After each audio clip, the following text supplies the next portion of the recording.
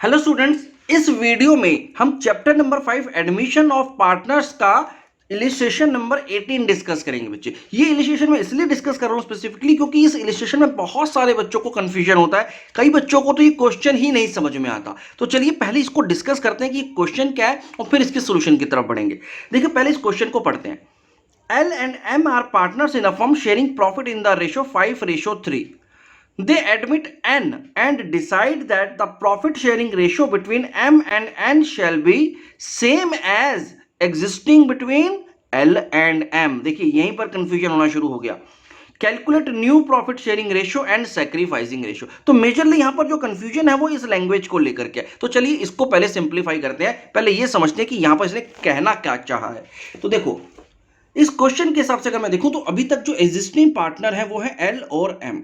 L और M का जो प्रॉफिट शेयरिंग रेशियो हमें गिवन है वो है 5:3। अब यहां पर एक नया पार्टनर एंट्री करता है जिसका नाम है एन। एन क्या चाहता है? एन ये चाहता है कि मेरा शेयर उसी तरह से हो जैसे कि एम का शेयर एल के साथ है। मतलब एल और एम के बीच में जो रिलेशन है, एल और एम के बीच में जो प्रॉफिट शेयरिंग का रिलेशन है, वही रिलेशन एन चाहता है एम और एन के बीच में हो।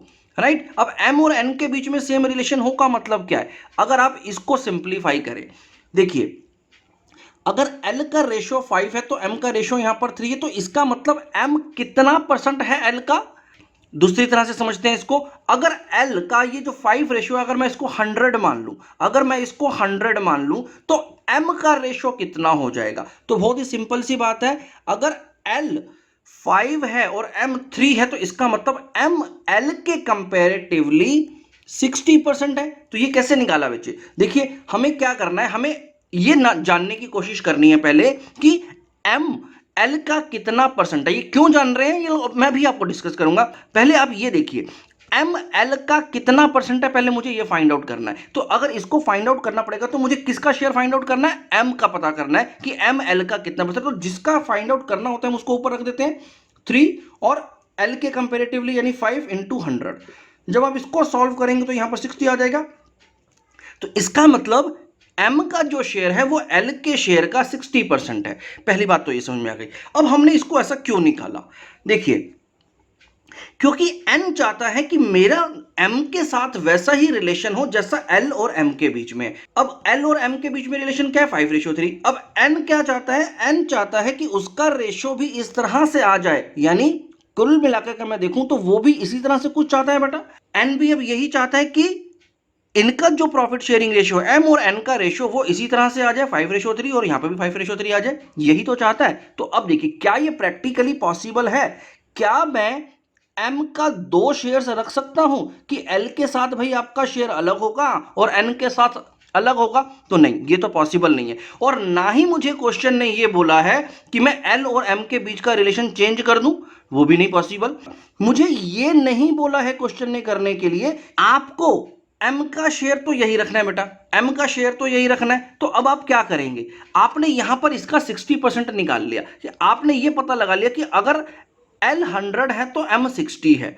इसी तरह से अब यही सेम रिलेशन अगर मैं इनके बीच में डिफाइन कर दूं, अगर मैं यही सेम रिलेशन इसके बीच में डिफाइन कर दूं, मतलब मैं एन को उतना शेयर दे दूं कि वो एम के 60% हो जाए। तो इसका मतलब अगर मुझे m का 60% n को करना है तो यानी मुझे 3 का 60% देखना पड़ेगा। तो 3 का 60% बचा, निकाल करके देख लो क्या आता है। तो 3 का 60% आता है 1.8। अगर आप 3 का 60% देखोगे तो वो कितना आ जाएगा? 1.8। तो अब मेरा रेशो ये बन गया। अब ये रेशो कैसे बन गया देखो, अब ध्यान से समझो। अगर मैं इस नए रेशियो को अलग से लिखूं तो 5:3:1.8 बन गया। अब यहां पर m का रेशो l के रेशो के 60% है और n का रेशो m के रेशो के 60% है। तो ये रिलेशन वही हो गया जो ये चाहता था। लेकिन यहां पर अब एक प्रॉब्लम क्या है कि हम कभी भी शेयर्स को फ्रैक्शनल वैल्यू में नहीं रखते। अब मुझे इसको फ्रैक्शनल वैल्यू से हटाना पड़ेगा और एक ऐसे नंबर से मल्टीप्लाई करना पड़ेगा कि ये होल नंबर में आ जाए। तो उसके लिए मुझे इसको मल्टीप्लाई करना पड़ेगा बच्चे 5 से। इसको मुझे 5 से अगर मल्टीप्लाई करना है तो मुझे इन दोनों को भी 5 से मल्टीप्लाई करना पड़ेगा ताकि डिनोमिनेटर्स इनके सेम रहे। राइट? तो चलिए कर देते हैं। अगर मैं L के शेयर को 5 से मल्टीप्लाई करता हूं तो वो 25 आ जाएगा।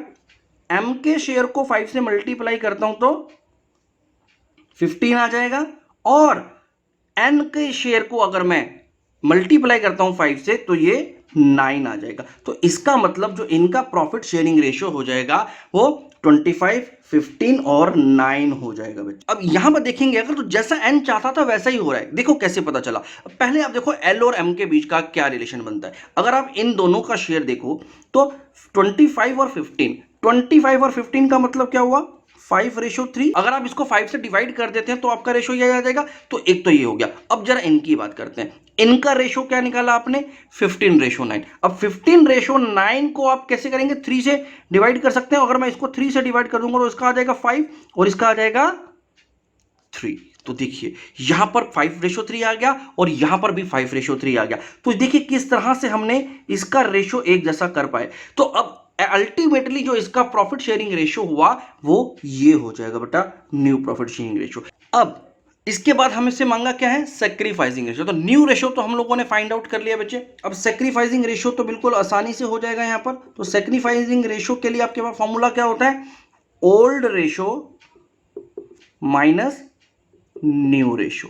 तो ये हमारा सेक्रीफाइसिंग रेशो का फॉर्मूला है। अब इसी फॉर्मूला को यूज करके हम लोग इसका सेक्रीफाइसिंग और गेनिंग रेशो निकाल सकते हैं। तो चलिए अब एल का सेक्रीफाइस निकाल लेते हैं। तो एल सेक्रीफाइस कितना हुआ, यहां पर ये जो एल है बेटा, इसका कितना सेक्रीफाइस हुआ, एल का सेक्रीफाइस, इसका ओल्ड रेशो था 5/8 और माइनस कर देंगे इसमें से न्यू रेशो। अब इसका न्यू रेशो क्या होने वाला है बेटा, अब इसका जो न्यू रेशो है वो क्या होने वाला है, न्यू रेशो होने वाला है 25 अपॉन में इसका सम है 49, 25 अपॉन में 49। इसका मतलब जो सेक्रीफाइसिंग रेशो हो गया एल का वो हो गया 45 अपॉन में 392। अब अगर आप इसको सॉल्व करेंगे तो इसी तरह से अब आप अगले पार्टनर यानी m का सेक्रीफाइस निकाल सकते हैं। तो m का सेक्रीफाइस कितना हो गया नए पार्टनर के आने से, तो m का जो ओल्ड रेशो था वो था 3/8 माइनस में